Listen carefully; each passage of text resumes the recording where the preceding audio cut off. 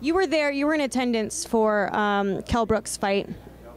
And I wanted to kind of get your opinion on a matchup between him and Amir Khan. Do you still see that to be a really an in-demand fight? I think at the moment it's not, because Amir's been inactive, coming off a loss. Kel's coming off these losses. But I think you can easily make that fight very much in demand again, especially in Europe and especially in England. They come back with a couple of wins, comeback wins and whatnot. They both look good doing it, and suddenly, the fight becomes very much in demand. I think that fight's always there. The shame of it wasn't made when it should have been made. But regardless, I think the fight can still be made. You just have to rebuild these guys, and I think that's very doable. And lastly, I want to ask you about Anthony Joshua and a possible, looks more than likely he's going to be rematching Vladimir Klitschko. Do you think that Vladimir has a chance, or do you think that he should retire? It's hard to tell the guy to retire when he had a rematch clause in the contract and he made so much money in the first one. And he's going to make so much money in the rematch. There's no such thing as extra money. I believe that. So I think, when that kind of money is thrown at you, I think it's hard to say no to it. Having said that, Vladimir fought brilliantly in the first fight. He gave it all he could, gave people a great show and a losing effort.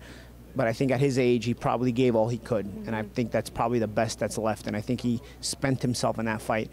I expect Joshua to win in an easier fight this time around. Yeah. Do you think that between Anthony Joshua and Deontay Wilder, who would you pick at this moment to win that fight? At the moment, it's styles make fights. Listen, Deontay has a great jab and a great right hand. Joshua, for all his fundamental brilliance, doesn't move his head very much. So Deontay always remains dangerous, that 1-2, especially that sharp right hand. Having said that, Joshua is a more complete fighter. So if you had to really pick, you probably go with Joshua. But I think Deontay has the kryptonite and the dynamite in his arsenal that is just exactly what you need to hurt Joshua. Well, Paulie, I appreciate your time. Thank you. So what's going on with you right now? Trying not to get too fat that I don't fit in my suits anymore, and it's been a challenge. I'm traveling every week, so it's been a challenge. But I think after this fight, I'm going to go into like a mini training camp at home, just for the sake of fitting back into my suits.